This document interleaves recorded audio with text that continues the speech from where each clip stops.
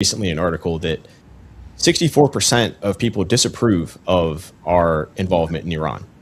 I would think, if I was a representative on the Hill, that if 64% of my constituents didn't like what I was doing on a major issue that is causing mass inflation, getting their sons and daughters killed, maimed, ruining our reputation internationally, on and on and on, that it would be taken note of and had, there would be a pivot away from it. Let's be just blunt about it. They would use their authority within the legislature to bring this to an end and to send a message, because not only is it against the will of Americans and their interests, but there's also probably a lot of political mileage to be made out of that, yet it's not happening. And you have been reporting very accurately throughout the entire duration of this about the next round, or that it was kicking off. And I believe in that same article, it appears that DOD does not want to go back to war, because the Air Force has become, rather plug and chug, if you will, in terms of their tactics and doctrine on the ground, and adjustments have been made. So what do you think the probability of us going back after the Iranians is, and are we going to see something different on our end, or is this adjustment going to make us pay? Well, let's look at two dimensions here. One is, let's look at the American military establishment. You cannot build, regardless of how rich you are or how ostensibly powerful you are, you cannot build a military establishment that is all things to all people. You can't make one size fit all. Now, we try to do that to some extent, but it's just not attainable. And people forget, the German military, arguably during the Second World War, was perhaps better than anything else that existed, may have been a unique military establishment for history, who knows. But it was not capable of doing everything. Right. It was only a certain size, given the size of the population. They could only train and equip so many people. And so they launched operations in the West, which were very successful because that fit the paradigm. That was something for which they were designed and could execute. Then suddenly, almost without warning, they are directed to invade the Soviet Union. And quite frankly, virtually every four-star equivalent at the top of the German army said, don't do this. They did. Privately, they said, no, this is not going to work. The Soviet Union's too big. There are no gas stations and good roads in the Soviet Union. Most of our logistics is still horse-drawn. And in an attempt to mollify Hitler at the time, some said, well, in another year or two, with more mechanization and motorization, perhaps, but not now. And by the way, we only have about 4,800 aircraft. You're going to need all of those aircraft in the Soviet Union. We can't afford to leave anything in the West, and we are not finished in the West. There is still a war in the West. All of this was ignored. Now, what was the outcome? Well, it was failure. Was it a failure because of anything? No, absolutely not. No one could have fought harder and more effectively than the average German soldier or the people commanding him. Now, there were mistakes, but I'm just saying on the whole, you couldn't have asked for better. Well, what about us? What are we doing in the Indian Ocean, in the Persian Gulf?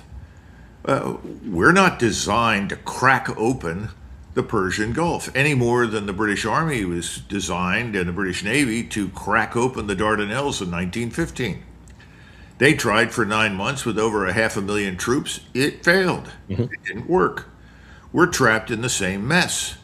Now, we're not even involved, in my judgment, in a real war for American interests. Now, the British were involved in World War I for what they thought were their strategic interests. But they were unprepared to land troops 50, 100, 200 miles away and then try to march in to Constantinople in order to circumvent the Dardanelles. That couldn't be done. So they ended up going down through the desert, coming out of Egypt and coming through Mesopotamia, as we know. But we're not involved in that sort of war. We also don't have 1 million men under arms in the army or the ground force. We're not about to draft in order to fill out a ground force like that. If you want to bring this war to a quick end, all you have to do is announce the draft. And you'll have people all over the country in the streets that don't want to serve in the armed forces, and you'll put an end to the war. So, what are we doing? We're taking a force that was designed really to fight in the Cold War. It was an improved version of the World War II armed forces with better stuff. But that's not what we face in Iran. Iran is an entirely different animal. In addition to being a geological, topographical fortress surrounded by some of the highest mountains in the world, with impassable deserts on its southern border, which are right around 140 degrees every day right now. Wonderful experience if you're in the Navy or sitting at sea. God help them down there. I mean, it's awful. My son, who went to Annapolis, talked about it. It was terrible. So, what are you going to do? You're doing the best you can. You're launching whatever you can from wherever you can. And in the meantime, the enemy has figured out that if you create automatic targeting data links between space-based surveillance, which is persistent, 24 hours a day, 7 days a week, that you can target and effectively take under fire or destroy just about anything out there that's within 300 to 500 miles of your border, in some cases further. Mm-hmm. So are you going to have a sneak attack anytime soon out of the Arabian Peninsula? No. If you try to do it, you're going to be identified, and some tactical or theater ballistic missiles or other kinds of unmanned systems will against you. And what have we found out? The enemy has built thousands and thousands of these missiles. They have an estimated 25,000 missiles, maybe more. Now they've received a new consignment of Chinese and Russian radars and air defense missiles and long-range cruise missiles. In fact, cruise missiles that are designed to attack capital ships at sea. Now, they're probably at this point, I would suspect, manned by Chinese and Russian technicians. I'd be very surprised if they weren't. And people on the Hill say, well, that's outrageous. How can that happen? Well, maybe you ought to catch up with current events, because we've been doing this in Ukraine from the very beginning in 20. Absolutely. So what's good for the goose is good for the gander, my friend. You know, you don't like it? Well, enjoy it, because you earned this. Mm-hmm. We're stupid. We don't pay attention. We didn't pay attention to what was happening in eastern Ukraine. How many times did you listen to some army general, because I haven't heard any Marine generals over there in Europe say this sort of thing, but an army general, well, the Ukrainians have mastered combined arms. I'm confident that they can crack this Russian defensive perimeter and they'll break through and end this war. Mm-hmm. Yeah, okay, great advice for 1942. Absolutely irrelevant today.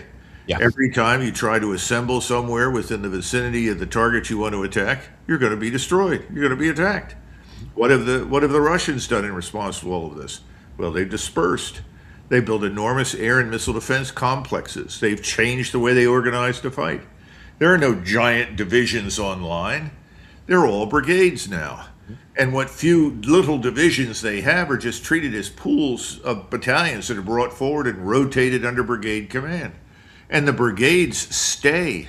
It's only the battalions that rotate in and out, which makes excellent sense, because the brigades are now highly trained and they know how to execute these missions. My point is, we missed the boat, and we didn't understand that the same ISR strike connectivity and capability that we saw in eastern Ukraine devastate the Ukrainian forces is now being used to devastate us. And there's not a whole hell of a lot we can do about it. Yeah. Now, what's the intelligent thing to do? The intelligent thing to do, I would assess, is to just pull out. And if we really want a war, and I'm not advocating for it, to complete the refitting of our forces for this next generation of conventional warfare. Because like you said, I mean, I've been following Ukraine very closely since it started. And, 2 data points, you already hit on one, is going back to the offensive, the failed grand offensive down in southern Ukraine.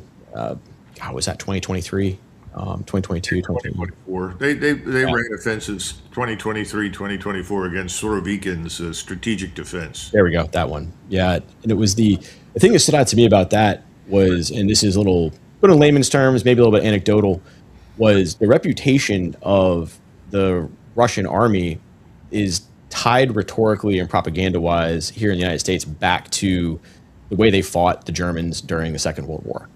Where it's just, get online, assault, we don't care how many guys are killed. And then you look at how they actually operated. and these small teams controlling the high ground, defense in depth, that looked to me a lot like the way the Germans actually fought in World War II. That's right. Yeah, that's right. And again, we tend to see whatever it is we want to see as opposed to what is really there. This is not new. We did that before the First World War. On the British side, they looked at the Boer War. They said, well, the Boer War justifies light artillery that could be rapidly moved across the battlefield, positioned, and then launch direct fire attacks on the enemy. And they said, well, aimed rifle fire is the key. We've got great rifles now. We can do a lot of damage. We said the same thing after the Philippine insurrection. We'd lost 2,000 men, but we killed almost 250,000 Filipinos. We said our aim fire is excellent, light artillery, mobility, and so forth. We show up in 1914 in the British Army. We showed up in 1918, and we lost 1,000 dead in every battle. What was wrong? Well, we had picked the wrong things, and we followed the wrong pattern. We have a habit of doing this. And I think that's what's going on right now. When we look at what the Russians have done, we look at what Iran has done, and we don't understand that the Chinese, the Russians, and the Iranians have all discovered the strategic defense is superior to the strategic offense. And we are purely offensive in our posture and structure. So when I said, what do? You stop. You say, okay, this is not going to work. We're going to have to do something else. So what the British did when they fought Napoleon for 20 years was they made peace when they couldn't fight anymore. And then 3 or 4 years down the line, when it became necessary, with Napoleon, was inevitable it would be because of all of his, camp he was waging, they'd fight again when they could. My point is that right now, we do not need to destroy Iran. It is not in our interest to destroy Iran. It may be in Israel's interest, and it may be viewed as being in the interest of the billionaires that are essentially shaping national policy in the White House and on the Hill, but it's not in American interest. And contrary to the terrible lies that are told on a routine basis about Iran, Iran is not the great Satan. It is not the principal terrorist state in the world. I mean, if we want to look at this region rationally, we'd go to Pakistan and bomb that place. I don't want to bomb Pakistan either. I don't think that solves the terrorist problem. We can't kill our way out of this sort of thing. So I would stop and I would say, on humanitarian grounds, we've got to suspend operations, because if we don't, this world is going to be in a state of depression for years. It may be 10 years before the global energy complex recovers. We're actually reversing the green revolution. Yeah. We're not growing food. No. It's insane. But that's not what President Trump wants to do, because President Trump is a student of Roy Cohn. And Roy Cohn's rules are the rules that govern his behavior. Number one, attack, attack, attack. Attack, attack, attack. Always, always, always. Deny, deny, deny. Never, never admit anything. Doesn't matter if it's true or not. You just deny whatever is thrown at you. And finally, you twist whatever the outcome is into looking as though it's another victory for you. Regardless of what happens, you win. So I think we're going to go back. I think we're going to win the war. I think we're going to do a lot of damage, because in contrast to us, the Iranians have always done what they said they would do. And they've made it very clear that they will destroy the oil infrastructure in the Gulf. They'll probably hit the desalination plants, because I expect it will probably hit theirs. And the result is that the entire western side of the Gulf will be destroyed. That industry will be gone. Everything will lie fallow for years. The population will leave because it can't survive. And then what do? We go home. Job well done. What did we do after Vietnam? We went home. And I had this conversation with Dave Petraeus in 2005 when I went out to speak at the General Staff College. He said, what do you think about Iraq? I said, well, Dave, why don't we just leave? Oh, no, we can't do that. That Anbar province will become this platform for terrorist attacks around the whole world. It'll threaten the humanity. And I said, well, that's what we're going to do anyway. Eventually we leave. And why do we leave? Because we don't live there. Yeah. Yeah, and it ultimately doesn't have much interest for the American people back home either. I mean, once people figure that out, I mean, it's why keep pouring blood and treasure into it. And Colonel McGregor, I know we uh, only have you for a little bit. Do you have time for one or two more questions? I'm enjoying this. If you got to go, you got to go. It's not a big deal. I do for another 6 or 7 minutes, and then Perfect. I got to go. Yeah. Perfect. And I will not keep you longer than that because I really wanted to tie this in. You mentioned BRICS earlier, and Trump just came back from China. So I really wanted to tie this into the bigger picture, right? We've got turmoil at home. We're sucked into increasingly a quagmire that risks global depression and just incredibly negative outcomes globally.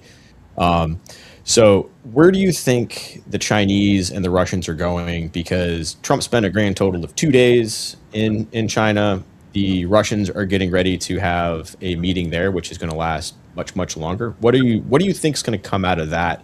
And how do you think BRICS is going to try and advance the ball coming out of that meeting? Well, this is a seminar that should last at least 2 hours, but Here we go. I'll try to give you quickie answers. First of all, I think there is some good news. And the good news is that I think Donald Trump has come to the conclusion, thank God, that the idea of attacking China over Taiwan is insane. We have no chance of success doing that whatsoever. You heard him talk about 100 miles away from Taiwan, and we are 7,000 miles from Taiwan. Why would we do that? Well, thank you, Donald. God bless you. You got this right. Because if you don't like the Strait of Hormuz, you're really not going to like an attack on China. You know, there's this old expression in the Navy, a ship's a fool to fight a fort. China is the largest fort in the world. And an attack against China would make Iran look like kindergarten. So absolutely off the table. I think that's good. We just need to shut up all these people who want to talk about going to war with the Chinese. The other thing is the Chinese are not interested in war, never have been. They're not a martial people with a martial culture. And everybody confuses them with a totally different animal. And Japan is still a very martial culture and views all these things very differently from China. But I think what we've got to expect right now is BRICS is going to grow like Topsy very rapidly. The reserve currency is now gold, not the dollar. Gold is going to certainly be the principal way that they will back currency in the BRICS environment. China has purchased tons and tons and tons of gold. How much have they got? Certainly more than they admit to. Right. And they have opened a vault in Riyadh. They've opened a vault in Hong Kong. They're prepared to do business in gold, particularly when it comes to energy. And that's one of the reasons why now people are saying, well, we're going to do business in yuan because it's backed by gold. So I think we've lost that particular battle. I mean, it's all over but the crying. The next thing is that it did not rob us of our manufacturing base. China did not hold a gun to our heads and try to steal our agricultural land. People need to wake up and understand, if you don't like the fact that the Chinese can come into the United States and buy up agricultural land, well, then pass a law that they can't. It's our country, idiot. We can protect it. We can stop. You know, you don't like Chinese coming into the United States? Fine. Embargo it. Stop it. You know, I remember, you know, Chaz Freeman, Ambassador Chaz Freeman, somebody that you should bring on as well. Okay. And he told me the story because I think at the time he was the interpreter. And this involved Jimmy Carter when he went to visit with Deng Xiaoping. And Carter, of course, was beating everybody over the head about human rights. And he said, well, you know, you won't allow your citizens to leave the country. And so Deng Xiaoping looked at him and he said, well, Mr. Carter, how many Chinese would you like? 30 million? 40 million? 50 million? End of discussion. He shut up. We need people at the top who are realistic, who are preeminently concerned with the country we have and the citizens that are in it. And that's the problem right now. Nobody's terribly interested in us. We're last on the list because we don't pay off very well. There's no money in us. Money is elsewhere. That's the problem in Washington, D.C. The Americans will figure it out, but not until the pain is much worse. And I predict that that's coming. So what are Russia and China going to do? They're going to cooperate because they have what's the right word? I'm trying to symbiotic relationship. Mhm. China needs all the oil and gas, minerals, and products that they can create, agricultural products, because China has what, only about 15% of its land is really arable. Mhm. And the Siberian tundra, not the tundra so much, but a little further south, all of that soil is no longer permafrost. So you're looking at very, very fertile farmland. So the Siberia can become a huge garden that produces vegetables and other foodstuffs for China. They're building more pipelines down to China. Right. China and Russia are cooperating because it makes sense to do so. A war between those two countries is absurd because it makes no sense. Now, here's something else that Americans don't understand. China and Russia both have a shared interest in ensuring that Central Asia is stable. Now, why would that be? Because the last time Central Asia was ignored, there was a man named Genghis Khan. And Central Asia became the dominant force on the planet. No one should underestimate Central Asia. There are tens of millions of people there. Making sure that they live within stable societies and have a good standard of living is in everybody's interest. The Russians are actually more popular there than the Chinese are. So the Russians are far more capable of helping to maintain order there than the Chinese are. There are some exceptions, but for the most part, that's true. So I think you have a Eurasian theater complex, whatever you want to call it, that's Mhm. emerging.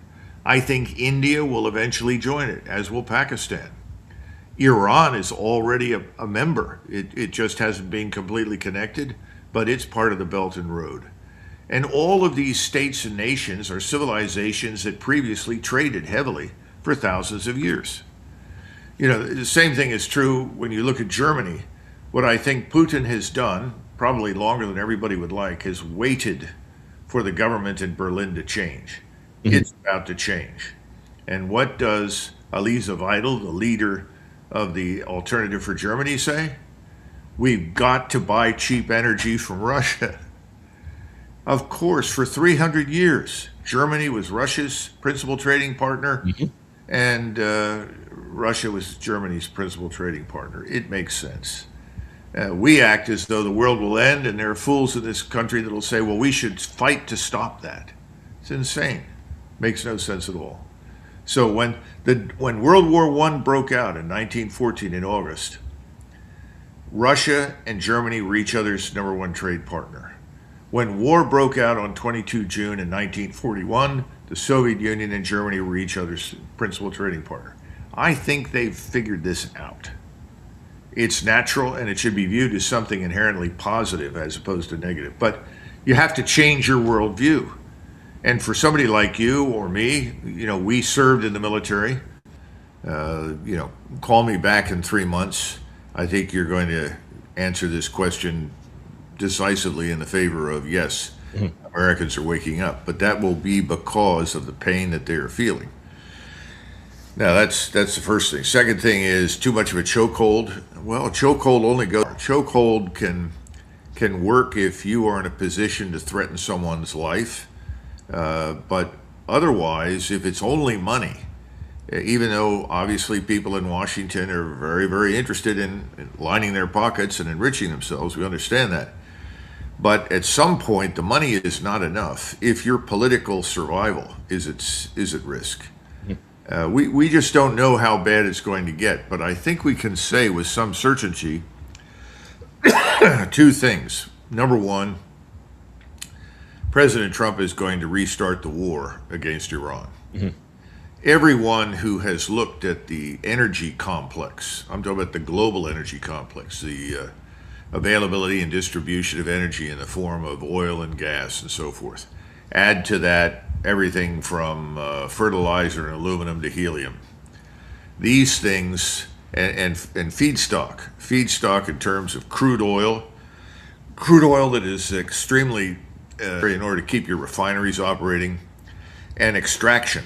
You know, if you can't extract oil, if you've run out of space for storage and you no longer extract, then you have to restart wells. That's a tedious and time-consuming process.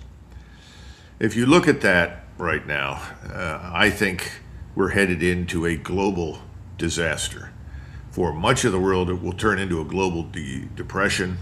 For us, the best outcome is a deep recession, but there's also the potential for a depression here.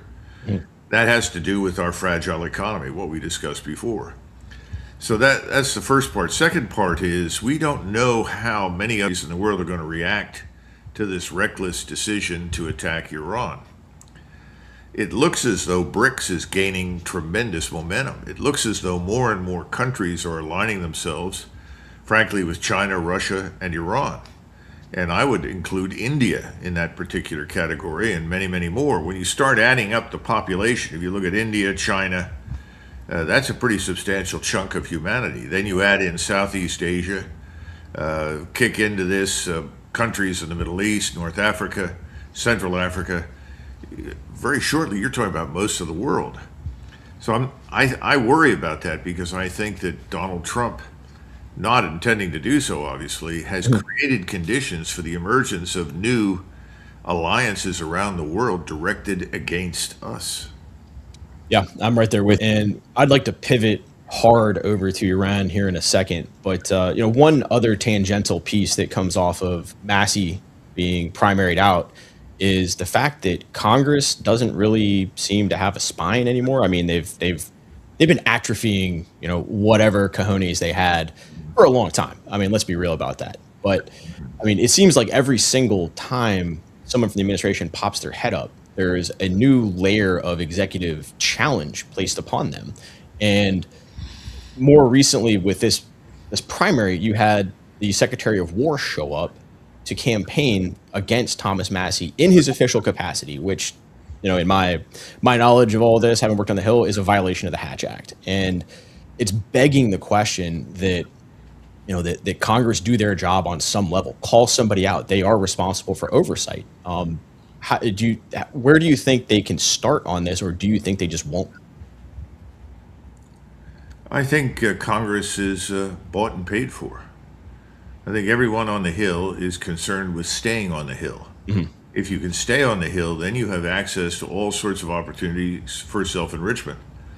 I was watching the other day, I think it was this man Kramer on MSNBC or something, who went into a kind of meltdown when it became clear to him in the discussion with his colleagues that there was lots of insider trading going on in the White House as well as the Hill. So everybody is part of the corruption. And I always go back to the State of the Union speech by President Trump. The Democrats sat silently through most of it, but when he talked about Iran and Israel, my goodness, everybody got on their feet and clapped furiously. So I think I know who their paymaster is. They know where the money's come from, and they want it to continue. And it's not just there. You've got to go into all of the other lobbies. You know from your experience on the Hill, if you're on the Finance Committee, if you're on the agricultural side, wherever you are, there are all sorts of people standing there with money to hand to you if you vote a certain way. And I guess I can't remember his last name. I feel terrible about this. A congressman from Colorado, from Westminster, Colorado, outside of Denver. And he wrote a book, The Swamp is Deeper Than You Think. And ultimately, he left after 2 terms. And he was sick of the corruption. He said, as soon as you arrive, they tell you this is how much money you have to contribute to the Republican coffers or the Democratic coffers for re-elections. And you look at them and say, well, I don't have that kind of money. I don't make that kind of money. I didn't come here with that kind of money. Right. Well, you know where to go. There's a building just across the street from here, and there are people over there. They have lots of money. You need to go see them. So this whole thing is institutionalized. At some point when it all breaks down, and it's going to all break down for the reasons we discussed earlier, finance. The financial condition is terrible. It is going to break down. Economically, we're going to tank as a result. I'm absolutely confident of that. Everybody I respect, whether it's somebody like Ray Dalio or Grundlock. Grundlock is another one who's very sharp. Luke Groman, he's somebody you should have in your show. Luke Groman does a great job of talking to people in very stark terms about finance, which is necessary for people like me. I'm not a financial expert or analyst. Same here. But you talk to these, and they'll all tell you the same thing. So if that happens, then I think you're going to see revolutionary change in Washington. I think you're going to see lots of people swept away. Everybody says,